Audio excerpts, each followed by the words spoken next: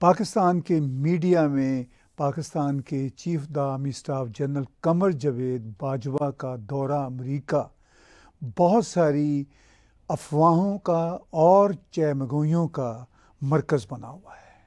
इस पे आज हम वाशिंगटन से बातचीत करेंगे स्ट्रेटजिक थिंकिंग में कामरान बुखारी साहब के साथ, और इसके साथ साथ रूस यूक्रेन की जंग का जो अगला मरहला है वो क्या होगा या किस मरहले तक जंग आ चुकी है, क्या मसाइल हैं, इस पे भी थोड़ी बातचीत करेंगे। और इसके साथ साथ ईरान में जो प्रोटेस्ट हो रहे हैं वो कितने अलार्मिंग हैं ईरानियन रजीम के लिए, अवाम के लिए, इंटरनेशनल कम्युनिटी के लिए। ये वो सारी बातें स्ट्रेटजिक थिंकिंग में कामरान बुखारी साहब के साथ आज हम कर रहे हैं। मेरे साथ वाशिंगटन से जुड़े हुए हैं कामरान बुखारी साहब। कामरान साहब खुश आमदेद, आपका स्वागत। जनरल कमर जावेद बाजवा का दौरा अमेरिका, आपके शहर वाशिंगटन में उनका आना जाना या आनिया जानिया, वो इस वक्त पाकिस्तान के मीडिया में बहुत ज़ेर बहस हैं, ख़ास तौर पर इमरान ख़ान के पॉलिटिकल सर्कल्स में। आप ये बताइए कि कमर जावेद बाजवा साहब के इस दौरे को आप कैसे देखते हैं, क्योंकि इम्कान यही है कि अगले महीने तो वो रिटायर होने वाले हैं। जी शुक्रिया ताहिर साहब। देखें, पाकिस्तान का मजमूई तौर पे ये है कि जब इस किस्म का कोई दौरा हो फिर कोई ख़ास खबरें ना आए, मतलब पूरे का पूरे दौरे में जो है मीडिया को मतलब के सामने कोई बयान नहीं आया, कोई पब्लिक मीटिंग्स नहीं हुई। जैसे कि अभी हमने हाल ही में कुछ दिन पहले जो है वज़ीर ख़ारजा बिलावल भुट्टो ज़रदारी के दौरे के साथ देखा था, क्योंकि बहुत सारे पब्लिक इवेंट्स हुए, बहुत सारी मीटिंग्स हुई, एम्बेसी में भी इशाया रखा गया, तो इस तरह की कोई बात नहीं हुई। तो जाहिर है वो एक क्यूरियोसिटी कह लें तो से द लीस्ट वो क्रिएट होती है नेशनल लेवल पे कि जी कोई इंफॉर्मेशन नहीं आ रही, तो किस बात की वो कहते हैं पर्दादारी है। तो वो एक एलिमेंट है। दूसरा एलिमेंट तो जाहिर है इमरान खान साहब का जो इकोसिस्टम है, वो तो उनका तो कोई हिसाब नहीं है ना। वो तो मतलब झूठ कह लें, एग्जैजरेशन कह लें, कंस्पिरेसी थ्योरी कह लें, और वो जिसे कहते हैं अटैक मोड कह लें, तो वो तो मतलब उसको आप ज़रा साइड पे रख दें, क्योंकि वो तो संजीदा गुफ्तगू नहीं है। तो देखें, कॉन्टेक्स्ट समझने की ज़रूरत होती है कि जब भी कोई दौरा को अगर हम अंडरस्टैंड करें, बिलखसूस जब आपके पास हम इंटेलिजेंस एनालिसिस के कारोबार में कहते हैं, जब आपके पास इंटेल कम हो, इंफॉर्मेशन की कमी हो, और बिट्स एंड पीसेस आपको पता हो कि हाँ भाई ये मुलाकात हुई, लेकिन कोई जैसे कोई सरकारी बयान भी अगर इशू होता है, जैसे कि डीओडी ने एक सरकारी बयान इशू किया था, बहुत ही मुख्तसर, कुछ चंद जो है वो सेंटेंसेस पे मुश्तमिल था, तो फिर इसमें जो है फिर हमें एनालिसिस करना पड़ता है और उसमें कॉन्टेक्स्ट को देखना पड़ता है। देखिए, वो जैसे आपने बिल्कुल सही फरमाया कि वो अब अगले माह के आखिर में he will stand down as army chief, unless कि कोई जिसे कहते हैं अनफोर्सीन सर्कमस्टेंसेस हों। तवक्को ये है कि he is not going to अपना कंटिन्यू ऑन, और वो कोई जो एक्सटेंशन की बातें हो रही थी वो बिल्कुल दुरुस्त नहीं थी। कुछ खबरें आई हैं कि हाँ भाई जो है वो उन्होंने जो एक छोटी सी गैदरिंग थी यहाँ पाकिस्तान एम्बेसी में, तो मुझे लगता है उसमें एम्बेसी के स्टाफ थे और शायद कुछ चंद मेहमान होंगे, तो वो उसमें उन्होंने कहा है कि भाई फ़ौज सियासत से बाहर रहेगी और हिस्सा नहीं लेना चाहती, और मैं तो मतलब घर जा रहा हूँ, रिटायर होने वाला हूँ। तो ये बात उन्होंने भी तस्दीक कर दी। इससे पहले उनके डीजी ISPR ने भी की कुछ महीने पहले। तो अगर तो वो अब तो ये वो रिटायर हो रहे हैं, तो लेट्स अस्यूम के जो है ये रियलिटी है और यही होना है। तो फिर सवाल ये उठता है कि रिटायरमेंट के इतने करीब जो है आर्मी चीफ यहाँ क्या हासिल करना आए हैं। तो मैं, और फिर उससे पहले पाक अमेरिका ताल्लुकात की क्या नौइयत थी। पाक अमेरिका ताल्लुकात जैसे आपको पता है बड़े अरसे से, कई दिहाइयों से, मतलब 2 दिहाइयाँ तो कम से कम मिनिमम जो है वो अप्स एंड डाउन्स का शिकार रहे हैं। बड़ी कशीदगी भी रही है, अमेरिका की जानिब से बहुत ज़्यादा एड भी आई है, और काउंटर टेररिज्म कोऑपरेशन भी हुआ है, काउंटर टेररिज्म नॉन कोऑपरेशन भी हुआ है। तो वो सारा जो कॉन्टेक्स्ट है उसको हमें फैक्टर इन करने की ज़रूरत है। उसके बाद फिर इमरान खान साहब का दौरे हुकूमत जो हाल ही में जो 4 साल गुजरे हैं, लगभग 4। तो वो उसमें अमेरिका के साथ जो है मज़ीद ताल्लुकात में ख़राबी आई, बिलखसूस जब ये इंतज़ामिया यानी जो बाइडन की इंतज़ामिया ने दफ्तर संभाला इलेक्शन 2020 के इलेक्शन के बाद। तो ये कॉन्टेक्स्ट है, इसमें बाजवा साहब पहले भी जो है मतलब इमरान खान के साहब के दौरे हुकूमत के दौरान भी डैमेज कंट्रोल करते रहे हैं, और सिर्फ अमेरिका के साथ नहीं किया, सऊदी अरब के साथ भी किया है। उन्होंने कोशिश की कि किसी तरीके से भारत के साथ ताल्लुकात बेहतर हो जाएं, यहाँ तक कि चीनियों के साथ भी नाराज़गी हो गई थी और उसको भी जो है ना रफा दफा करने की कोशिश की। और अब तो आपको पता है कि एक sitting assistant secretary of state for south and central Asian affairs mister Donald लू, उनको बनाम पुकार के कहा, इल्ज़ाम ठहराया इमरान खान साहब ने कि भाई मेरी हुकूमत गई है तो इस शख्स ने जो है उस रेजीम चेंज में साजिश की है और ये बेसिकली जो है ना इसने लीड किया है। तो ये पस मंज़र है। तो रिलेशनशिप रिपेयर हो रहा है ना, तो रिलेशनशिप को आपको रिपेयर करना है। अब सवाल फिर ये उठता है कि जी क्यों, इनको क्या ज़रूरत पड़ी है, अब नया चीफ आने वाला है, वो क्यों नहीं करेगा। तो उसका जवाब भी ऐसा है कि देखें, जनरल बाजवा जो है वो एक बटान पास करने का प्रोसेस में है, यानी वो चार्ज जो है ना हैंड ओवर कर रहे हैं। अब वो किसको करेंगे, कौन होगा, वो तो एक इमटेरियल सी चीज़ है, बाद में पता चलेगा। लेकिन जिसको जो भी लेगा, तो कोशिश यही है जनरल बाजवा की और जो इस वक्त जो उनका कोर ग्रुप है कि अमेरिका के साथ ताल्लुकात जो ख़राब जितने हो गए हैं बस उतने ही रहें और अब बेहतरी की तरफ जाया जाए। तो वो एक तरह से जो है स्टेज सेट कर रहे हैं अपने सक्सेसर के लिए कि भाई देखें ये रास्ता है, यानी कि वो अमेरिका को भी इस दौरे के थ्रू बावर कराने की कोशिश कर रहे हैं कि पाकिस्तान की सियासत में उतार चढ़ाव आते रहते हैं और मतलब जमहूरियत जिस नौइयत की पाकिस्तान में है वो इमरान खान साहब जैसे किरदारों को भी इलेक्शन में मतलब प्रोड्यूस करती है इलेक्टोरली। तो आपको उससे ज़्यादा फिक्र नहीं करनी चाहिए क्योंकि ये तो आने जाने वाली चीज़ है। जो फ़ौज है, मुसल्लह फ़ौज है, नेशनल सिक्योरिटी इस्टेब्लिशमेंट है, वो परमानेंट इदारे जो हैं वो अमेरिका के साथ हमेशा से ताल्लुकात के ख्वाह, अच्छे ताल्लुकात के ख्वाह हैं और अब जो सियासी हुकूमत है वो भी है यही चाहती है। तो आई थिंक रिपेयर मोड है, पैसिंग द बटान है, अपने लोगों को भी समझा रहे हैं और अमेरिका के में भी एक ट्रस्ट रीबिल्ड करने की कोशिश की जा रही है। और उसका जो मेन एंगल है, फिर हम आगे बात कर सकते हैं उसके ऊपर, इकोनॉमिक है, क्योंकि पाकिस्तान को की इमीडिएट ज़रूरियात इकोनॉमिक है। इससे पहले कि मैं इकोनॉमिक्स की तरफ जाऊं, जो पाकिस्तान के मसाइल हैं, आपने कहा कि इस वक्त पाकिस्तान की सरकार और इस्टेब्लिशमेंट हो वो अमेरिका के साथ तल्लुकात को रिपेयर करना चाह रही है, मगर ऑन द अदर हैंड हम इमरान खान और उनकी पार्टी को नज़रअंदाज नहीं कर सकते क्योंकि अब ये एक रियलिटी है कि पाकिस्तान की सबसे मकबूल तरीन पॉलिटिकल जमात इमरान खान की है। सबसे बड़े पॉपुलर लीडर इमरान खान हैं, जो हमें सोशल मीडिया बता रहा है, जो हमें वहाँ की ग्राउंड रियलिटीज़ बता रही हैं। तो इस सारी सूरत हाल में इमरान खान के हामियों की अच्छी खासी तादाद अमेरिका में भी बसती है, यानी वो अमेरिकन शहरी भी हैं।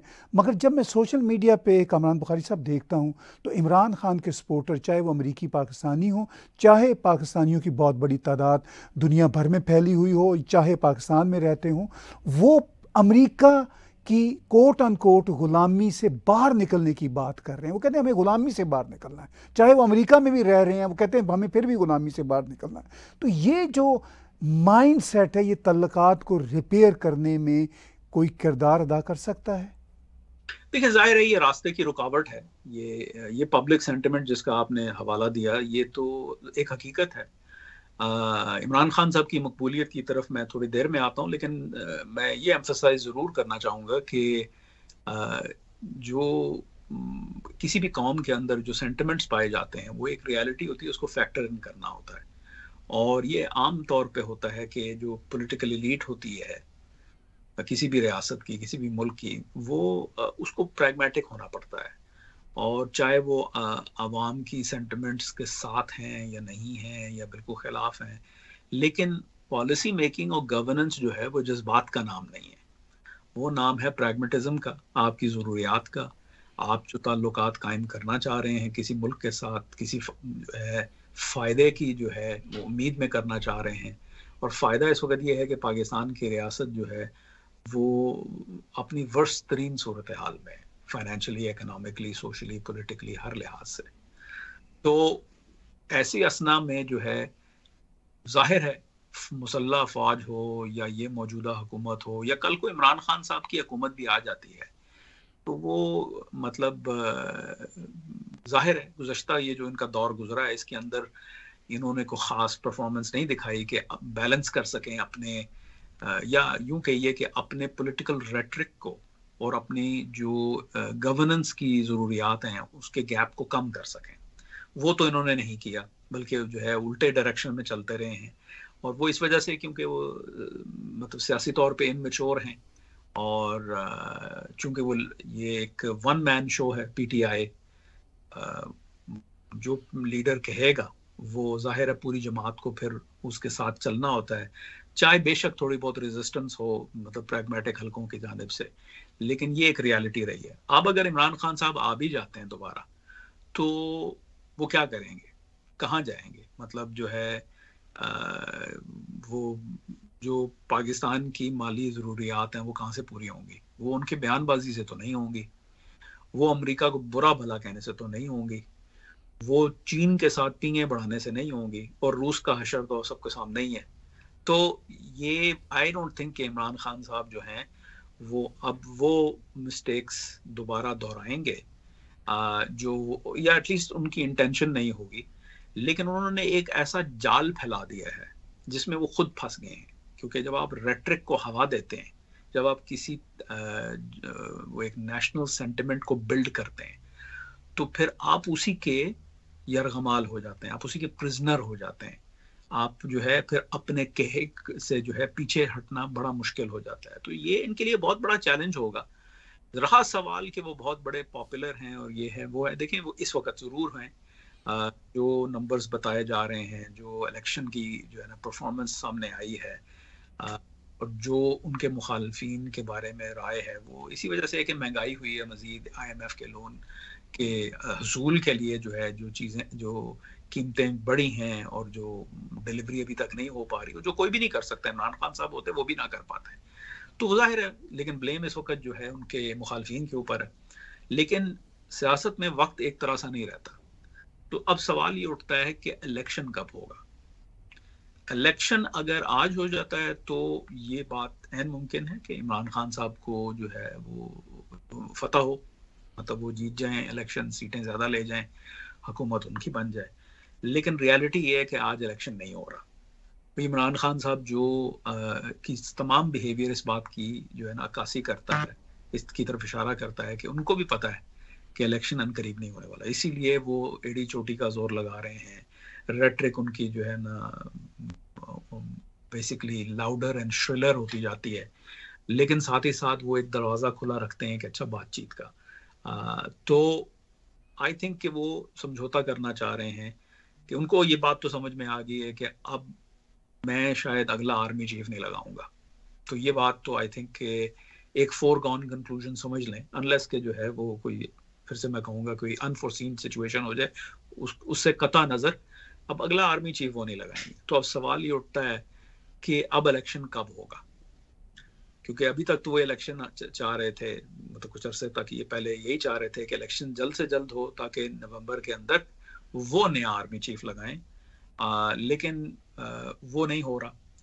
तो अब समझौता करना पड़ेगा, और फिर ये है कि अगर उन्होंने इलेक्शन करना है तो अपने मुखालफिन के साथ उनको बातचीत करनी पड़ेगी, क्योंकि देखें अगर तो एक ऐसा इलेक्शन होना है कि जिसको मोर और लेस तमाम दोनों फरीकैन जो हैं PDM और PTI वो मानते हैं उसके रिजल्ट्स को, तो वो ऐसा ही होगा कि जिसमें कोई ऐसी गवर्नमेंट इन टर्म आए, जो केयर टेकर गवर्नमेंट, जो इलेक्शन कराए, जिसको सब कहें कि हाँ भाई ये लोग ईमानदार हैं, दयानतदार हैं, हमें कोई एतराज़ नहीं, छोटी मोटी हो जाती है ऊपर नीचे, लेकिन बाय एंड लार्ज इलेक्शन जो है वो फेयर हुआ है। तो अब वो उसके लिए बातचीत की ज़रूरत है, क्योंकि अगर PDM अपने तरफ से कोई लोग लगा देती हैं तो PTI को मंजूर नहीं है, और फिर ये है कि PTI की हुकूमत इस वक्त पंजाब में भी है, जो सबसे बड़ा सूबा है, फिर KPK तो उनका गढ़ है, तो वहाँ की जो है सिचुएशन भी देखनी पड़ेगी कि भाई वहाँ गिव एंड टेक होना ज़रूरी है मतलब पीडीएम ये नहीं चाहेगी कि इलेक्शन सिर्फ और सिर्फ फेडरल लेवल पे हो, क्योंकि अगर फेडरल लेवल पे इलेक्शन होता है और इनकी केयर टेकर गवर्नमेंट जो है उनके पास नहीं आती वहाँ पे सूबों के अंदर, तो फिर यही होता है कि पीटीआई के जो हुकूमतें हैं या वो उनकी मशीनरी इलेक्शन में अपनी जमात को मुआवनत फराहम करेगी, टू से द लीस्ट। तो ये सारी बातें डिटेल ये तय होनी है। ये मुज़ाकरात जो हैं ये लंबे खिंचते हैं। एक तरफ जो है आपने वो लॉन्ग मार्च और शोर शराबा और रैलियां और ये और वो भी रखना है आपने, दबाव डालना है आपने, ताकि आप जहां मुज़ाकरात की मेज़ पे सबकत ले जा सकें, लेवरेज मिल सके आपको। तो ये लंबा प्रोसेस है। तो आई थिंक कि अब अगले साल के जो है मतलब जब दोबारा से मौसम जो है गर्म होना शुरू होगा, तो मैं समझता हूँ कि इलेक्शन शायद उस दौरान हो सकता है कि समर तक खिंच जाए, लेकिन ये है कि ये अनकरीब नहीं होने वाला। इन सर्दियों में आई डोंट थिंक इलेक्शन होगा। मैं गलत भी हो सकता हूँ, लेकिन जो मैं देख रहा हूँ उसके मुताबिक आई डोंट थिंक इलेक्शन होंगे। तो अब फिर सवाल ये उठता है कि उस वक्त तक इमरान खान साहब कितने पॉपुलर रहेंगे। हो सकता है कि ये हुकूमत जो है कुछ तब्दीलियां ले आए जिससे पब्लिक परसेप्शन शिफ्ट हो जाए, कुछ पब्लिक परसेप्शन शिफ्ट हो जाए। तो जो सबकत इस वक्त है इमरान खान साहब की, उसको हम स्टैटिक नहीं तस्वर कर सकते, वो बड़ी डायनामिक है। और देखना यह है कि कब इलेक्शन होंगे और उस वक्त तक इमरान खान साहब की जमात की पॉपुलैरिटी किस लेवल पे होगी। ये खबर भी आई कि चीफ द आर्मी स्टाफ ने अमेरिका में इकनॉमिक्स बेहतरी की बात की पाकिस्तान की, और फ़ौज, पाकिस्तानी फ़ौज के पाकिस्तानी सियासत से अलग होने की बात की, एश्योरेंस दी, न्यूट्रल रहने की बात की फिर से एक बार। और ये भी एक हकीकत है कि पाकिस्तान की फ़ौज और इस्टेब्लिशमेंट सियासी अमूर में अरसा दराज से उलझी हुई है, और ऐसा मुमकिन नज़र नहीं आता कि ओवर कपल ऑफ मंथ्स ये सारे का सारा जो अनडू हो जाए, जो वो 70-75 साल का बैगेज है सियासत में इन्वॉल्वमेंट का। तो क्या आप एक मुबस्सर होने के नाते समझते हैं कि पाकिस्तानी फ़ौज की कोट अन कोट ये जो न्यूट्रलिटी है, ये अब किसी और मैनूवरिंग तरीके से सियासत में अपना किरदार अदा कर रही है? आई थिंक कि इस वक्त जो कोर ग्रुप है जनरल बाजवा के इर्द गिर्द, और फिर सवाल ये उठता है कि जो अगला आर्मी चीफ आएगा क्या उसका कोर ग्रुप भी ऐसा ही सोचेगा। लेकिन फिल वक्त ऐसा ही है, ऐसा है कि आई थिंक न्यूट्रलिटी को भी हमें डिफाइन करने की ज़रूरत है। तो आई थिंक के न्यूट्रलिटी का मतलब ये नहीं है कि वो सियासत से दूर हैं। न्यूट्रलिटी का मतलब ये है कि अब उनका कोई हॉर्स नहीं है फेवरेट। मतलब अब इसी चीज से अंदाजा लगा लें कि इमरान खान साहब इनके फेवरेट थे, बनाने वाले जो है मतलब ये मतलब जनरल बाजवा और उनके साथी थे। तो ये एक आयरनी है कि जो उनका फेवरेट था वो परफॉर्म नहीं कर सका, और बिल आखिर इनको उनके पास जाना पड़ा जिनको हटाने के लिए खान साहब को लाया गया। तो ये एक आयरनी है। तो आई थिंक कि इस वक्त कम अज कम जो एक स्ट्रेटेजिक या जो रीड है वो यही है कि भाई किसी को फेवरेट ना बनाओ, देखते हैं कौन इलेक्शन जीतता है और कितनी हद तक जीतता है, और फिर जो जीतेगा जो आएगा फिर उन सारों के साथ बैठ के काम करना पड़ेगा और इसको मैनेज करना पड़ेगा। तो ये कहना कि हम सियासत में मुदाखलत नहीं करेंगे, ये तो आई डोंट थिंक इज पॉसिबल। आपने भी सही जिक्र किया कि ये थोड़े से अरसे में तो नहीं होता ना, ये तो लॉन्ग टर्म एक प्रोसेस होता है डिसएंगेजमेंट का, जमहूरियत को पनपने का, और जो है वो ए पॉलिटिकल होने का। वो ऐसा नहीं हो सकता। और फिर ये कि पॉलिसी मेकिंग में जहां जनरल बाजवा ने अपने आप को वो जो फेवरेट्स प्ले करना छोड़ दिया है और वो उन लोगों को जिनको खुद ही हटाया था उन्होंने उनके साथ डील कर रहे हैं, PMLN और PPP और PDM और PTI को जो है साइड पे जहां वो किया है, लेकिन साथ ही साथ पॉलिसी मेकिंग में वो बराह रास्त इन्वॉल्व है। चाहे वो सैलाब की जो है ना सिचुएशन हो, चाहे वो इकोनॉमिक सिचुएशन हो, फाइनेंशियल सिचुएशन हो, फॉरेन पॉलिसी हो, इस मुल्क के साथ उस मुल्क के साथ, जो भी दीगर स्टेट क्राफ्ट के मामलात हैं पाकिस्तान के, उसमें जनरल बाजवा इन्वॉल्व रहे हैं और वो उसमें तब्दीली नहीं आएगी।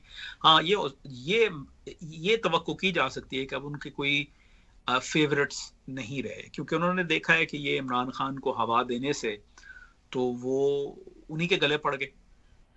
तो right now there are no favourites. I don't think कि वो ये ऐसा है कि अब जो है वो पुराना ज़माना नहीं रहा जिसमें कभी आप जो है मोहतरमा बेनज़ीर भुट्टो साहबा जो हैं उनकी पर जमात के साथ हो जाते थे, पीएमएलएन के खिलाफ हो जाते थे, फिर पीएमएलएन की तरफ जाते थे तो उनके बीबी के खिलाफ हो जाते थे। आई थिंक वो ऑसिलेशन ख़त्म हो गई है। ऑसिलेशन वो मिलिट्री अफोर्ड नहीं कर सकती, क्योंकि एक तरफ वो जमातें हैं कि जो अपना बड़े ज़माने से जो है वो सिविलियन स्पेस क्रिएट करने की कोशिश कर रही हैं, सिविलियनाइजेशन करने की कोशिश कर रही हैं, कुछ जमहूरियत आ जाए, कोई सिविलियन जो है ना सुप्रीमेसी की बात कर रही हैं। मैं पीडीएम का जिक्र कर रहा हूँ। दूसरी तरफ वो लोग हैं जो पीटीआई है, जिनको बनाया फौज ने था, लेकिन अब वो वन पार्टी स्टेट बनाने के चक्करों में हैं। वो किसी और, वो अपने आप को कहते हैं कि वही सही हैं, बाकी सब चोर हैं। और अब तो उनकी जो वो बंदूकों की जो वो निशाने हैं वो तो मुसल्लह फौज की सब जो क़यादत है उसकी जानिब भी हैं, उसके उनके ऊपर भी फायर किया जा रहा है। तो आई डोंट थिंक कि जो है अब इनके पास कोई चॉइस रहा है। तो आई थिंक उस हद तक तो ये कहा जा सकता है कि इनके कोई फेवरेट नहीं है।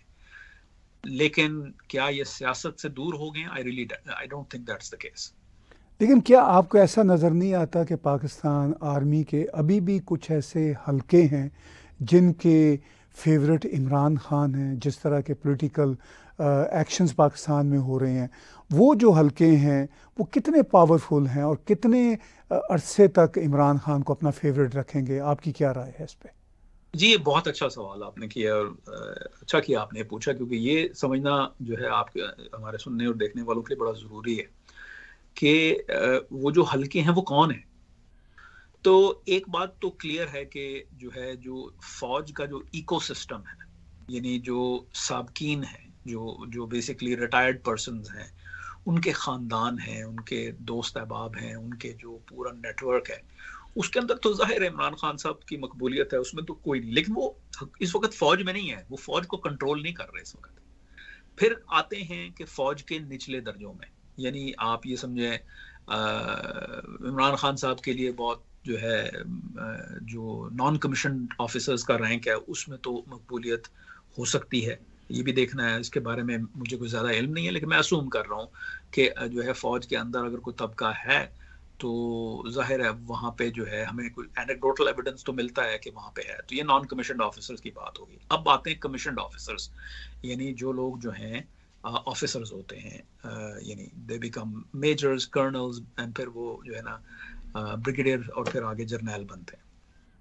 देखें लोअर रैंक्स में यू नो पीपल जो लोग जो है ना एकेडमी से निकलते हैं, फिर वो कप्तान, सेकंड लेफ्टिनेंट, कप्तान, मेजर, तो इनके पास गुंजाइश होती है कि ये अपनी पसंद को आगे लेके चलें, यानी सपोर्ट करें। वैसे तो जो है बहैसियत एक जिसे कहना चाहिए गवर्नमेंट सर्वेंट के, वो आपको बड़ा ज़रूरी है कि आप जो है एक गैर जानबदारी का रवैया अख्तियार रखें। लेकिन चले नहीं होता, कोई बात नहीं।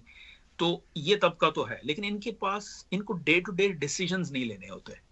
इनके ऊपर लोग बैठे हुए जो डिसीजंस लेते हैं। अब आते हैं जो है ना मतलब ब्रिगेडियर और मेजर जनरल और लेफ्टिनेंट जनरल के रैंक्स की जानिब। यहाँ पे मामला जो है हम देखते हैं कि बाय दैट टाइम वही जो पहले मेजर था फिर कर्नल था, उसने बहुत कुछ सीखा है। उसका जो है एक एवोल्यूशन हुआ है, क्योंकि उसको कमांड मिली है, उसकी भी एवोल्यूशन है, क्योंकि कोई चीज़ स्टैटिक तो होती नहीं ना, और आपके ऊपर जिम्मेदारी बढ़ती है।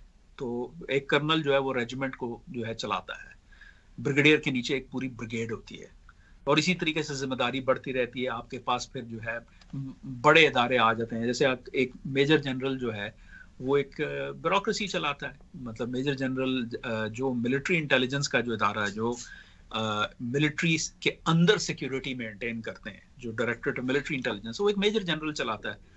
तो वो तब तक बड़ा सीजनड हो चुका होता है, उसको पता होता है कि हाँ भाई ठीक है, मैं जो हूँ, एक प्रैग्मेटिज्म भी कोई चीज़ है कि हाँ भाई हमें पसंद है इमरान खान, लेकिन इमरान खान के साथ ये बैगेज भी है। और आप जब आगे आते हैं, जब आप 3 स्टार में चले जाते हैं, और 3 स्टार जो है 2 किस्म के होते हैं। 3 स्टार या तो कोर कमांड करता है, ठीक है, और वो पाकिस्तान में 9 कोर्स हैं, और बाकी जो 3 स्टार्स हैं वो प्रिंसिपल स्टाफ ऑफिसर्स हैं, वो बहुत बड़ी बड़ी ब्यूरोक्रेसीज चला रहे होते हैं। जो है आप चीफ ऑफ जनरल स्टाफ हो गया, ISI हो गई, ये भी 3 स्टार चलाता है। नेशनल डिफेंस यूनिवर्सिटी का जो अपना कमांडेंट होता है वो भी अपना 3 स्टार है। तो जब और फिर आपकी चीफ के साथ मुलाकात होती है, आप उस सर्कल में आ जाते हैं जिसको कहते हैं कोर कमांडर्स कॉन्फ्रेंस में जो होता है। तो वो जब उस लेवल पे आप पहुंच जाते हैं तो फिर आपको रियलिटी जो है हिट होती है। तो उस वक्त आप ये कि हाँ भाई अच्छा यार नहीं मुझे इमरान खान पसंद है, बस इसी को लाना है, होता है। ये कई लोग होते हैं कि जो मतलब इस तरह का रवैया रखते हैं, but that's more the exception than the rule. And I think यही हुआ है। ये जो इमरान खान साहब जो है जिस बात पे नाराज हैं, जिसको वो मतलब इल्ज़ाम तराशियों में जो है वो डिस्कस करना चाह रहे हैं, हकीकत ये है कि उनको ट्राई किया गया, उनके लोगों ने ट्राई किया और वो उन्होंने देखा कि ये बंदा काम का नहीं है, उनके इंटरेस्ट, मुल्क के इंटरेस्ट को नहीं आगे लेके चल रहा। तो फिर उसके साथ वो वेडेड नहीं रहते, वो एक प्रैग्मेटिज्म मजीद बढ़ जाती है। आप मजीद जितनी जितनी जिम्मेदारी आपकी बढ़ती है उतनी उतनी, because in the and in लोगों को आप इसी चीज से अंदाजा लगा लें कि फौज जो है वो एक बहुत बड़ी जो है पाकिस्तान में, जो पाकिस्तान आर्म फोर्सेस हैं वो इस वक्त उस मुल्क का सबसे बड़ा एम्प्लॉयर है। 6 लाख के करीब एम्प्लॉइज हैं, उनकी सैलरीज, ठीक है, उनके बेनिफिट्स, उनकी जितनी जो है जिंदगियां, उनके खानदान चलने, फिर रिटायर्ड लोगों की पेंशन्स, फिर मिलिट्री की जो ऑपरेशंस हैं उनके अखराजात और वो सारी चीजें, ये प्रैक्टिकल मैटर्स है ना। तो ये प्रैक्टिकल मैटर्स, अगर पाकिस्तान की इकोनॉमिक हालत खराब हो रही है तो फौज को कहां से पैसे मिलेंगे? तो वो इस चीज को समझते हैं। फेवरेट्स जरूर होते हैं, लेकिन फिर आप जो है फेवरेट को भी साइड पे रखना पड़ता है। I hope that answers your question. नहीं, बिल्कुल, बहुत अच्छा आपने जवाब दिया। अब जो हम जनरल बाजवा साहब का दौरा अमेरिका है, उसके जो इकनॉमिक जो फ़वाइद पाकिस्तान को मिल सकते हैं, बहुत बुरी हालत है पाकिस्तान की, ऊपर से सैलाब की तबाहकारियाँ हैं और IMF के डिफरेंट पैकेजेस हैं। तो फिर हमने पिछले हफ्ते बात की आप ही के साथ $450 मिलियन का जो F-16 के लिए एक अरसा दराज से रुका हुआ जो एड का पैकेज था, वो भी पाकिस्तान को बिल आखिर मिल गया। तो क्या आप समझते हैं कि जनरल बाजवा के इस दौरे से पाकिस्तान जो इकनॉमिक क्रंच हर एतबार से इसमें फंसा हुआ है, कहीं कहाँ से रिलीफ होगा? देखिए, पहली बात समझने की ये जरूरत है कि let's just start from the top. पहली बात ये समझने की जरूरत है कि जो पाकिस्तान के आस्क है, जो पाकिस्तान की नीड है, वो बहुत बड़ी है। यानी ये सैलाब अभी नहीं आया था तो हम और आप गुफ्तगू कर रहे होते थे कि बिलियंस ऑफ डॉलर्स की जरूरत है ताकि जो रिजर्व्स हैं उनको कुशन मिल सके और जिस वो बैंक्रप्सी डिफॉल्ट के दहाने पे जो है ना पाकिस्तान मंडला रहा है उससे जरा पीछे हटा जाए। ऊपर से आपके आगे सैलाब, तो जो पहले से पैसा आपने अंदाजा लगाया हुआ था कि IMF के बाद और डोनर्स जो हैं यानी सॉवरन डोनर्स, सऊदी अरब, ईरान, सऊदी अरब, UAE, कतर और अपना चाइना, ये सब मजीद पैसा देंगे। तो वो जो रकम हमने अंदाजा लगाई थी वो कोई तकरीबन 16 या 17 बिलियन के करीब थी, जो मुझे याद पड़ती है। अब नुकसान का तखमीना जो लग रहा है, और ये तखमीना बड़ा प्रिलिमिनरी है, अभी तो वाटर रिसीड नहीं हुआ तो पूरी तरीके से जो है डैमेज का असेसमेंट नहीं किया गया, लेकिन अभी से लोग जो है 25 से 30 बिलियन का तखमीना लगा रहे हैं, जो लोग एक्सपर्ट्स हैं इस मामले में।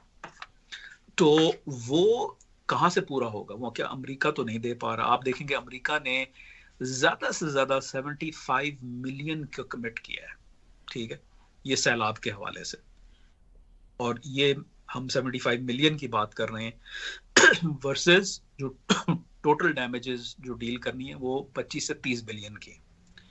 और अभी वो आप जो आपकी मतलब प्री एग्जिस्टिंग फाइनेंशियल प्रॉब्लम्स थे उनको हम फैक्टर इन नहीं कर रहे। कहने का मकसद ये है कि अमेरिका बहुत बड़ी ताकत होने के बावजूद इस वक्त फिल फॉर पाकिस्तान की वो उस तरीके से मदद नहीं कर सकता। वो बिलियंस ऑफ डॉलर्स नहीं आ सकते, क्योंकि बिलियंस ऑफ डॉलर्स कैसे आएंगे आप मुझे बताएं। कोई भी सदर अमेरिका का वो चले प्लेज कर दे, लेकिन वो प्लेज फिर वो उसी के अपने मुंह के ऊपर आएगा कि वो उसने प्लेज कर दिया और कांग्रेस ने उसे बैक नहीं किया, क्योंकि अमेरिका की जो आईन है वो ये कहती है कि जो पर्स है, जो डिसबर्समेंट्स हैं, जो भी जो है आपका खर्चा है, वो कांग्रेस के वोट से आगे जाता है। तो अगर किसी मुल्क को एड जानी है, कांग्रेस को उसको अप्रूव करना है, पहले लोअर हाउस को, फिर सेनेट ने उसको कंफर्म करना है। वहां पे सियासी सूरत हाल आपके सामने है, इलेक्शन होने वाले हैं, और बाय ऑल अकाउंट्स में कि कोई सीनियर स्टाफर थे, उनका नाम नहीं लूंगा, पिछले दिनों उनसे मुलाकात हुई थी डेमोक्रेटिक पार्टी के, तो वो खुद कह रहे थे कि भाई हम जो है ना मतलब उतनी सीटें नहीं लूज करेंगे, लेकिन लूज करेंगे। तो अगर सदर की जमात सीटें लूज कर रही है, तो कहां से पाकिस्तान के लिए जो है वो पैसे का अप्रूवल आएगा, अनलेस के कांग्रेस के अंदर से कोई आवाज उठे कि यार नहीं ये बड़ा जरूरी है। फिर ये कि ये इसमें अमरीकी इंटरेस्ट क्या है, इमीडिएट इंटरेस्ट क्या है। देखें, वो जब 20-30 बिलियन जो दिए गए थे इस मुशर्रफ दौर के दौरान, वो उस वक्त वॉर ऑन टेरर हो रही थी। वो जो Charlie Wilson, congressman Charlie Wilson ने 1980s में ज़ियाउल हक के दौर में जो पैकेज जो है ओवरनाइट बढ़ा दिया था, वो इस वजह से था कि सोवियत यूनियन को काउंटर करना था। इसी तरीके से कोल्ड वॉर जो है शुरू हो चुकी थी और पाकिस्तान एक नया मुल्क था, अयूब खान के दौर में एड आई। वो चीज़ें एक्सेप्शनल हैं। प्रॉब्लम ये है कि पाकिस्तानी जो पब्लिक डिस्कोर्स है उसके अंदर यही है कि पैसा कितना आएगा। पैसा, सवाल ये उठता है कि क्यों आए, अमेरिका को क्या फायदा हो रहा है। हाँ, अब अमेरिका के फायदे की बात करते हैं। अमेरिका का इस वक्त क्या डिमांड है पाकिस्तान से? सिंपल, अमेरिका का इसमें इन नेशनल इंटरेस्ट में है कि पाकिस्तान जिस हद तक कमजोर हुआ है उतनी हद तक कमजोर रहे, उससे आगे ना बढ़े। तो पाकिस्तान को डिस्टेबलाइज नहीं होने देना, लेकिन इसका मतलब ये नहीं कि बिलियंस ऑफ डॉलर्स आना शुरू हो जाएंगे। तो ये आई डोंट थिंक कि पाकिस्तान की जो इकोनॉमिक सिचुएशन है वो इतनी जल्दी ठीक होगी। लो हैंगिंग फ्रूट हो सकते हैं, ये जैसे हमने पिछले हफ्ते जो है ना गुफ्तगू की, $450 मिलियन की जो F-16 की जो डील है, ये एक लो हैंगिंग फ्रूट है, छोटी सी रकम है, बड़े अरसे से जो है पाकिस्तान जो है इसकी डिमांड कर रहा था। अमेरिका ने कहा यार हम बिलियंस तो नहीं दे सकते, चलो ये दे देते हैं, ठीक है। अभी वो आए भी नहीं है पैसे, ठीक है, सिर्फ कमिट किया गया है, वो एक डील हुई है और वो अभी उसने पूरे प्रोसेस से गुजर के जब वो रिफर्बिश होंगे जहाज, तो फिर पता चलेगा कि हाँ भाई वो वाकई ही में वो 450 मिलियन की इमदाद आई थी और ये उसका नतीजा है। तो कहने का मकसद ये कि पाकिस्तान को अब जबरदस्त किस्म की रिस्ट्रक्चरिंग की जरूरत है अंदरूनी तौर पे, और डेट रिस्ट्रक्चरिंग। अब मसला ये है कि पाकिस्तान का जो बेशतर डेट है वो चीन के साथ है, चीन को ओ करता है, और चीन जो है वो मगरबी मुल्कों की तरह, मगरबी इंस्टीट्यूशंस की तरह उस तरीके से डेट रिस्ट्रक्चरिंग नहीं करता। हाँ, ये कह देगा अच्छा यार मतलब जो है किस्त तब्दील कर दो या छोटा मोटा इधर उधर कर दो, लेकिन वो चीज अमेरिका अलिविएट नहीं कर सकता, वो चीज चीन ही ने एलिविएट करनी, क्योंकि वो पैसा अमेरिका को ओड नहीं है, वो चीन को ओड है। सो आई थिंक कि जो है ये इस वक्त ये स्लो एंड स्टडी की जो गेम है यही होगा, इतनी जल्दी टर्न अराउंड नहीं होगा, ये वक्त लगेगा और बहुत सारे पेनफुल मराहल से गुजरना पड़ेगा पाकिस्तान को। जी, अब हम चलते हैं थोड़ी सी बातचीत यूक्रेन, रूस और ईरान की सूरत हाल के हवाले से करते हैं। आपने पीछे ज़िक्र किया रूस का, आपने कहा कि पाकिस्तान को रूस से क्या मदद मिल सकती है, ख़ुद रूस का बहुत बुरा हाल है। तो इस वक्त जो जंग का मंजरनामा है, रूस की मुसल्लत की हुई जंग यूक्रेन पर, वो आपको किस मरहले में आज के दिन दाखिल होती नज़र आ रही है? मैं समझता हूँ कि देखें, अब जो जिसे कहते हैं सेंटर ऑफ ग्रेविटी जो है वो बैटल स्पेस में नहीं रही है, वहां पे अब क्लियर हो चुका है, बिल्कुल वाज़े हो चुका है कि लगातार रूसियों को पसपाई हो रही है। अब कुछ दिन से जो है हम ये सुन रहे हैं कि जी बड़े पैमाने पे यूक्रेनियंस ने रशियन टैंक हासिल कर लिए, जो पीछे वो छोड़ के उनके फौजी भागे हैं या सरेंडर कर दिया, या जो इलाके उन्होंने वापस लिए हैं, खरसान के इर्द गिर्द जो इलाके थे, और बड़े तादाद में, यानी कई 100 टैंक की बात की जा रही है। गो के हम रूस के मतलब इन्वेंटरी में हजारों टैंकें हैं, लेकिन यहाँ पे फिर भी कई 100 टैंकों का उनके पास हासिल हो जाना, ये उस ट्रेंड की जो है वो प्रोग्रेशन की तरफ निशानदेही कर रहा है कि ये जंग रूस जीत नहीं पा रहा, हार रहा है, और बहुत बुरी तरीके से हार रहा है। तो अब ये तो एक एस्टैब्लिश हो गया।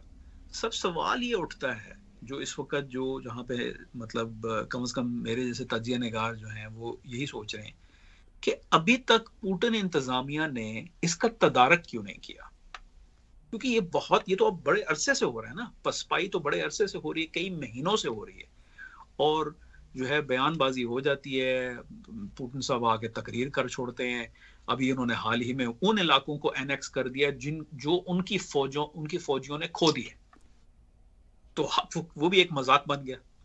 तो ये मतलब एक संजीदा रियासत है। रूस की फौज जो है वो थर्ड वर्ल्ड कंट्री की फौज नहीं है, एक मतलब बड़े जमाने से उनका एक फौजी डिसिप्लिन है, उनका फौज का इदारा जो है बड़े अरसे से चला आ रहा है। यही फौज सोवियत यूनियन के दौर में थी, ज़ारस्ट रशिया के दौर में थी, रशिया जब कॉलोनियल पावर था, तो उस फौज की ये कारकर्दगी को तब्दील करने के लिए कुछ किया क्यों नहीं जा रहा, सवाल ये उठता है।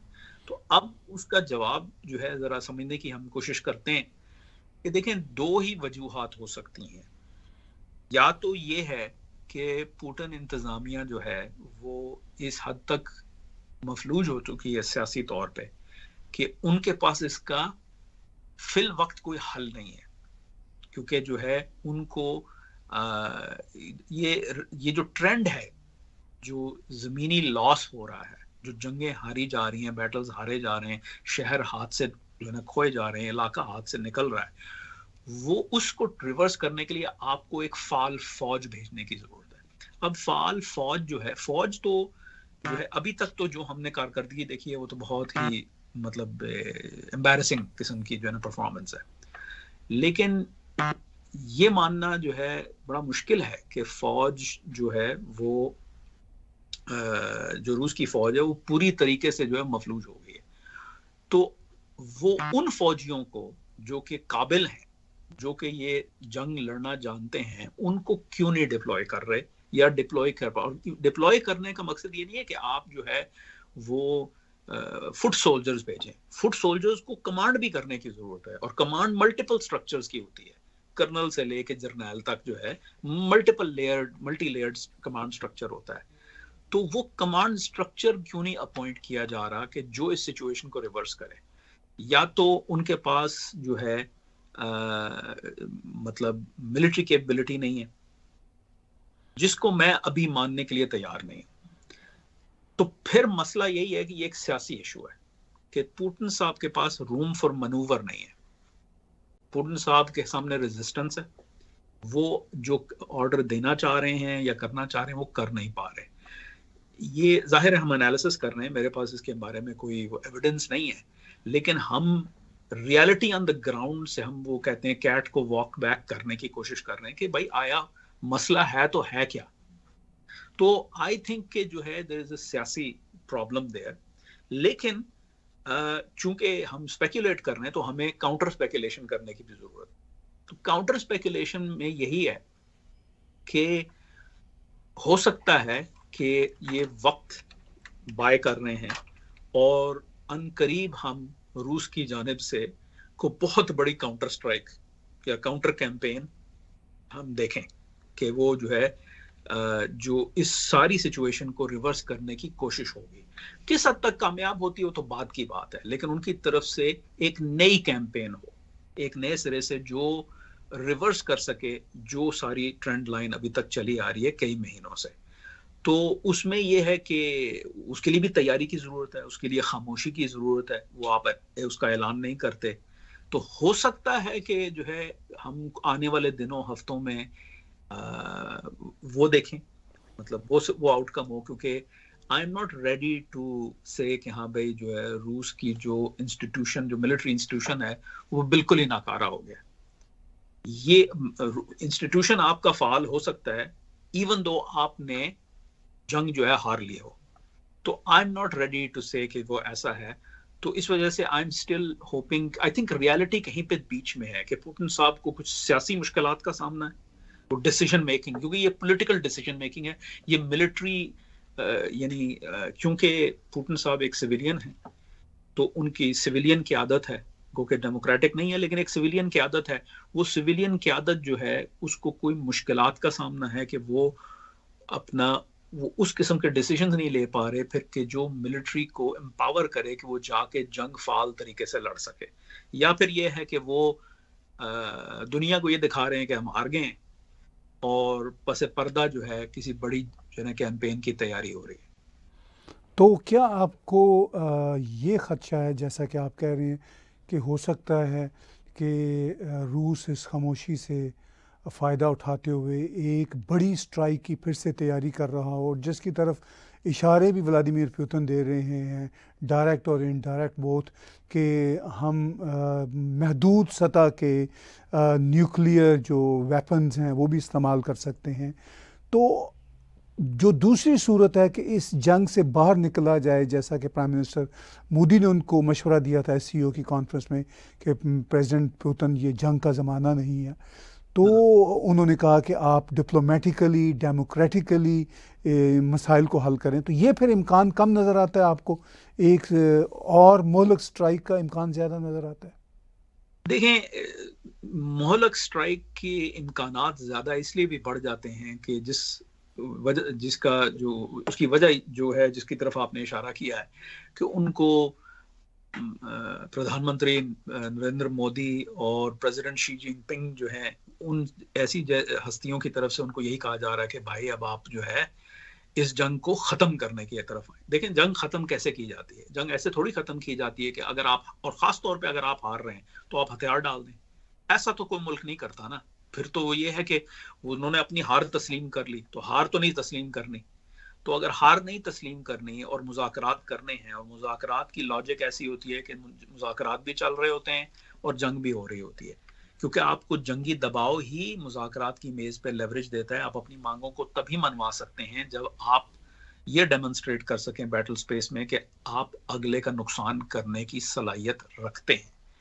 तो उस लॉजिक से तो यही लगता है कि पहले कोई बड़ी चढ़ाई होगी, काउंटर कैंपेन होगी, फिर जाके कोई मुज़ाकरात होंगे, क्योंकि अभी हारता हुआ जो है ना रूस जो है वो मुज़ाकरात की मेज पे आने का मतलब है कि उन्होंने एक स्ट्रेटेजिक डिफीट एक्सेप्ट कर ली। ये पुतिन साहब की अपनी पोजीशन के लिए जो है बहुत खतरनाक है, वो ये नहीं कर सकते। तो आई थिंक जो है जो इंडिकेशंस हैं कि ये इस जंग में मजीद तेजी आएगी, इवन अगर वो कुछ लिमिटेड अरसे के लिए आए। अब वो किस किस्म के हथियार होंगे, देखें, मैं नहीं समझता कि जो है न्यूक्लियर वेपन्स का इस्तेमाल होगा। उसकी दो वजूहात हैं। एक तो ये है कि अगर वो उस लेवल पे पहुंच गए तो फिर उनको जो साथ चीन भी नहीं दे सकता, ना ही भारत दे सकेगा, ना ही और दीगर मुल्क, वो सब के सब मुखालिफ हो जाएंगे, फिर एलियनेट हो जाएगा रशिया। दूसरा ये है कि जरूरत नहीं है, रूस के पास हैवी वेपनरी इतनी है कि उसको ये WMD के रास्ता इख्तियार करने की जरूरत नहीं है। तो भारी बमबारी, एयर स्ट्राइक्स, मिसाइल्स वगैरह ये हैं रूस के पास। तो वो हो सकता है कि वो काउंटर स्ट्राइक करें और फिर जो है वो कहें कि हाँ अब हम बातचीत के लिए तैयार हैं। आखिर में एक दो बातें ईरान की सूरत हाल के हवाले से। ईरान के जो हालिया प्रोटेस्ट हैं, एक बच्ची की पुलिस के हाथों हलाकत के बाद हिजाब और बाल नज़र आने की सूरत हाल पर, अब तो ईरान के लातदाद शहरों में ख़वातीन अपने हिजाब खोल रही हैं और ये बता रही हैं कि हमें ये जुल्म सितम की फ़ज़ा नहीं चाहिए। तो इस वक्त जो हमने पिछले हफ्ते बात की थी, अगर आज हम बात करें तो आपको सूरत हाल क्या नज़र आती है? देखिए, जो क्राइसिस को कंट्रोल नहीं कर पा रहे ना, जब भी कोई रियासत, कोई हुकूमत, बिलखसूस आमराना हुकूमत जो होती है, वो अगर किसी क्राइसिस में वो अपने आप को जो है वो फंस जाती है, तो वो सवाल ये उठता है कि कितनी तेजी से वो अपने आप को क्राइसिस से निकालेगी। क्योंकि जितना देर क्राइसिस चलता है उतनी देर उस रियासत का, उस हुकूमत का मजीद नुकसान होता है, वो मजीद कमज़ोर होती है, उसकी गिरफ्त जो है ना रियासत के ऊपर वो कमज़ोर पड़ती है। तो वो तो हम देख रहे हैं, वो तो हम नहीं देख रहे, मतलब प्रोटेस्ट चल रहे हैं। हाँ, कोशिश की जा रही है कि हाँ भाई किसी तरीके से इनको ठंडा किया जाए। एक तो हमारे पास मालूमात नहीं है, इंफॉर्मेशन बहुत कम है कि भाई जो, क्योंकि ब्लैकआउट है, उन्होंने इंटरनेट के ऊपर पाबंदी लगा रखी है, अंदर से खबरें जो है वो छुपा के बाहर आती हैं, सोशल मीडिया के थ्रू आती हैं, जो अनकन्फर्म्ड होती हैं, जिनको जो है फिर ट्रायंगुलेट करना पड़ता है कि इनकी हकीकत क्या है और क्या नहीं है। लेकिन तमाम अकाउंट से यही पता चल रहा है कि इवन जो खामेनी साहब की ट्वीट्स आई हैं अमेरिका को बुरा भला कहते हुए, और ये और वो तभी आप कह रहे होते हैं ना जब आप मुसीबत में होते हैं। तो आई डोंट थिंक कि इन्होंने इस क्राइसिस को वो अभी जो है इनको काबू पाया है। ये अभी उनके ये जो हालात हैं ये उनसे, उनके हाथ से बाहर है। लेकिन लेट्स अस्यूम कि ये रियासत भी मोम की नहीं बनेगी और ये भी अपनी जो है पोस्चर को रिगेन कर लेती है और किसी तरीके से मामला ठंडे हो जाते हैं। क्योंकि ये हमने कई दफ़ा देखा है, 99 के स्टूडेंट्स प्रोटेस्ट में देखा, 2009 के ग्रीन मूवमेंट में देखा, 2019 के अपना जो फ्यूल हाइक की जो अपना बाद जो मुजाहरे हुए थे इसमें बहुत लोग मारे गए थे, उसके बाद भी हमने यही देखा, सड़कों को ठंडा कर दिया गया। लेट्स से कि सड़कों को ठंडा कर दिया जाता है, तो सड़कों को अगर ठंडा कर भी देते हैं तो अंग्रेजी में कहते हैं you are only kicking the can down the road, यानी आप वो इनएविटेबल को डिले कर रहे हैं, आप मामले को सुलझा नहीं रहे, आपने वो उसके ऊपर लिड डाल दिया, कवर कर दिया उसको ब्रूट फोर्स के थ्रू। लेट्स से कि अब जो है कोई और लेट्स से औरतें अब प्रोटेस्ट नहीं करती, वो सिर्फ और सिर्फ जब बाहर निकलें तो कहें कि मैंने तो पर्दा नहीं करना, ठीक है, वो मैं जैसे ड्रेस होना चाहती हूँ मैं ड्रेस होंगी और मैं बाहर आऊंगी, और बड़े पैमाने पे एक तरह से सिविल डिसोबीडियंस शुरू हो जाती है, जो कि मैं समझता हूँ ऑलरेडी हो चुकी है। कुछ शवाहिद मिलते हैं, सोशल मीडिया के ऊपर वीडियोज आ जाती हैं कि वो खवातीन जा रही हैं सबवे के अंदर, सड़कों के ऊपर जो है, और उन्होंने नहीं जो है वो प्रिस्क्राइब जो है हिजाब किया हुआ, जो हुकूमत ज़बरदस्ती उनसे कराना चाह रही है। फिर क्या करेंगी ये रियासत, उसका क्या तदारक है? लोगों के ऊपर शूट करेंगे, कितने लोगों को मारेंगे? और ख़वातीन के का एक ऐसा एलिमेंट होता है ख़ास तौर पे मशरकी और मुसलमान सोसाइटीज़ के अंदर, जो ट्रेडिशनल सोसाइटीज़ हैं, कि अगर आपके किसी ख़ानदान की औरत के ऊपर जो है कोई उसके ख़िलाफ़ कार्रवाई करते हैं, उस ख़ानदान के और उनके दोस्त यार उनके मर्द सामने आ जाते हैं। यही हुआ है ना, जब इस बच्ची को मारा गया है उसके बाद आग लग गई है। क्यों आग लगी? क्योंकि एक तो मामला जो है खातून का था, तो ये एडिड सेंसिटिविटी है। तो आई थिंक कि जो है जो रेवोल्यूशनरी गार्ड्स हैं ये उनकी नींदें हराम हुई नहीं है कि भाई वो मतलब इसको किस तरीके से बंद करें। फिर जो है वो बहुत सारी आवाजें जो हैं अंदर से आ रही हैं कि जी ये आप कर क्या रहे हैं। साबिक सदर महमूद अहमद निजाद उन्होंने आके कहा है कि जी ये तो मतलब कोई तरीका ही नहीं है कि हाँ भाई जबरदस्ती, गो कि पहली दफा नहीं कह रहे, तो जब उन्होंने पहला इलेक्शन लड़ा था 2005 में, पहली दफा जब वो सदर बने थे, उस कैंपेन के दौरान भी कहा था, उनसे सवाल किया गया था नेशनल टेलीविजन के ऊपर कि जी हिजाब के बारे में आपका क्या, उन्होंने कहा कि रियासत का कोई काम नहीं है किसी को कहना कि हाँ भाई किस तरीके से तैयार हो। तो वो भी बोल रहे हैं, अब सुनने में आया है, मैंने वो देखा नहीं है, मेरी नज़रों से नहीं गुजरा, लेकिन जो साबिक वजीर खारजा हैं मोहम्मद जवाद ज़रीफ, उन्होंने भी जो है ना इसके खिलाफ जो है बहुत बोले हैं कि ये मतलब जुल्म कर रहे हैं आप लोगों के ऊपर, ये मत कीजिए, ये रियासत को कमज़ोर कर रहे हैं आप बैठ के, जिस मतलब जिस रियासत को बड़ी मुश्किलों से हमने बनाया था उसी की आप जो है वो जो बुनियादें उनको खोखला कर रहे हैं बैठ के।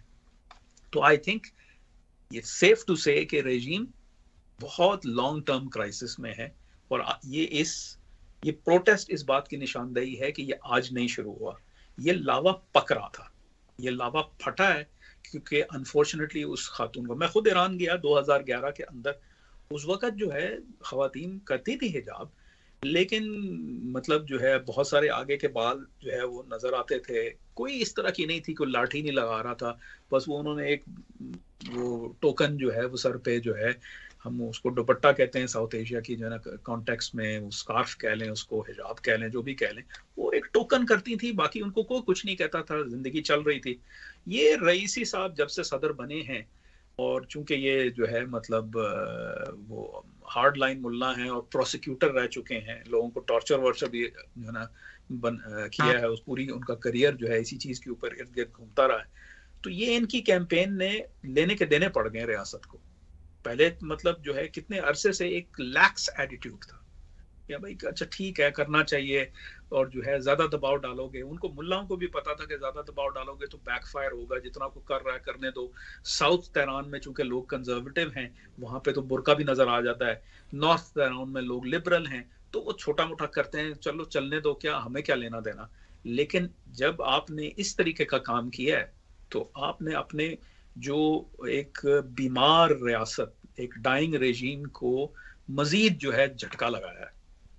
बहुत आखिर में क्विकली ये बताइए कि आपने भी इशारा भी किया कि एक डाइंग रियासत, बीमार रियासत, इकोनॉमिकली मुश्किलात का शिकार रियासत ईरान कैसे अवाम के दबाव को, और जबकि पॉलिटिकली भी उनकी अपनी सफ़ों से भी ये दबाव हमें देखने को मिल रहा है, तो क्या आपको लगता है कि ख़मीनी की जो लेगेसी ख़ामेनाई लेके जा रहे हैं ये बरकरार रहेगी, चूँकि वो ख़ुद भी बहुत बूढ़े हैं, और आपको फ्यूचर में लगता है कि शायद जकड़बंदियां टूटेंगी? देखें, ये सब बहुत अच्छा सवाल है। पहली बात तो ये है कि खोमेनी सिर्फ 10 साल, वो उन्होंने जो काम किया था वो इनकलाब लेके आए थे और उसके बाद रियासत की बुनियाद रखी थी। लेकिन रियासत को डेवलप करने में, उसके तमाम इदारों को बनाने में खामेनी का किरदार है। यानी ये जो इस्लामिक रिपब्लिक है, ये खामेनी का रिपब्लिक है। तमाम इदारों में इनकी छाप है, इन्होंने कवानीन बनाए हैं, जो कवानीन तब्दील हुए हैं, जो लोग सामने आए हैं, जो मिलिट्री के अपॉइंटमेंट्स हुई हैं, जो अपना सिविल इदारे बने, मिलिट्री के इदारे बने, IRGC की जो है तश्कील, ये सब का सब सिंगल हैंडेडली खामेनी के ऑर्डर्स पे हुआ है और उनके साथियों ने उनका साथ दिया है। लेकिन सेंटर स्टेज जो है, खामेनी की पर्सनैलिटी जो है उसकी बहुत बड़ी छाप है इसके ऊपर। लेकिन अब वो मतलब मेरी इत्तला के मुताबिक जो है वो किसी वक्त भी जो है वो उनकी फौतीदगी हो सकती है, क्योंकि बहुत अलील हैं और बहुत ही एडवांस स्टेज में, 80 से ऊपर उनकी उम्र है, और अपना बीमारियों से लाहक हैं, जिसमें जो है वो बात की जाती है कि उनको किसी किस्म का कैंसर भी है शायद। लेकिन उनको किसी न किसी तरीके से सेहतयाब करके तो वो पिक्चर, फोटो आपके लिए, वीडियो आपके लिए बुल्ले आते हैं, 2 कदम चलते हैं, केन लेके चलते हैं, तो वो दिखाने के लिए कि जी सब जो है वो कुशल मंगल है, कोई मसला वसला नहीं है। लेकिन हकीकत ये है कि वो जिस दिन जाएंगे, ये रियासत उस दिन तब्दील हो जाएगी। इसलिए तब्दील होगी क्योंकि अभी तक रेवोल्यूशनरी गार्ड्स, जो कि सबसे बड़ा सेंटर ऑफ पावर है इस रियासत के अंदर, वो अभी तक खामेनी और उनकी क्लर्जी के मातहत हैं, कि जो मुल्लाओं के मातहत हैं। जो खामेनी साहब का जानशीन होगा वो बिल्कुल जो इस वक्त हालात हैं उसके बरक्स वो रेवोल्यूशनरी गार्ड्स का पपेट होगा, क्योंकि कोई ऐसा शख्स जो है नहीं है जो ये कह सके कि मेरा स्टैचर खामेनी जैसा है।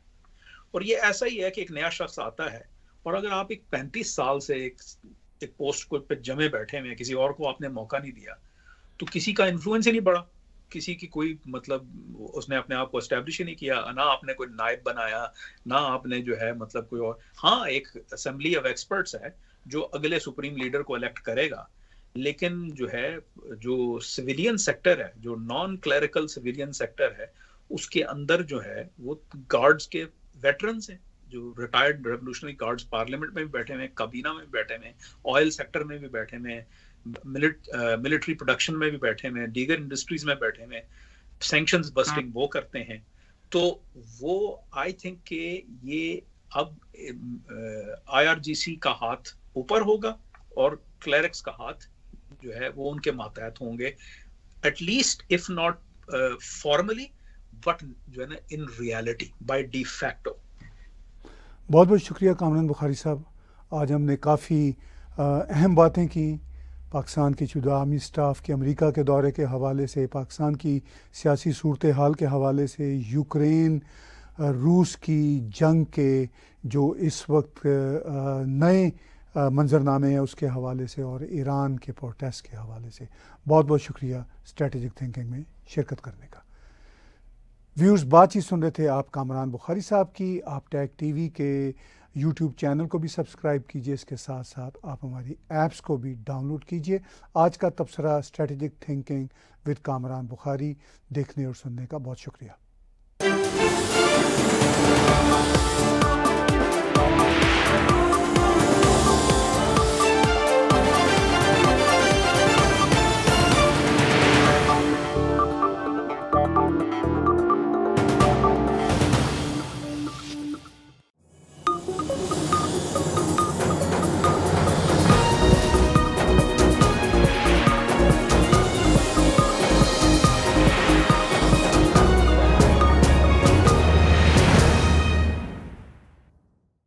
Subscribe TAG TV YouTube channel and press the notification button.